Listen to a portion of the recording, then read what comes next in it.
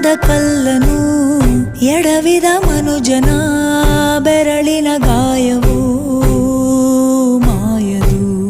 ಧರ್ಮವ ದರ್ಪಕ್ಕೆ ಬಲಿ ಕೊಡೋ ದುರುಳರ ಅಳುವಿಗೆ ದೈವವು ಸೋಲದು.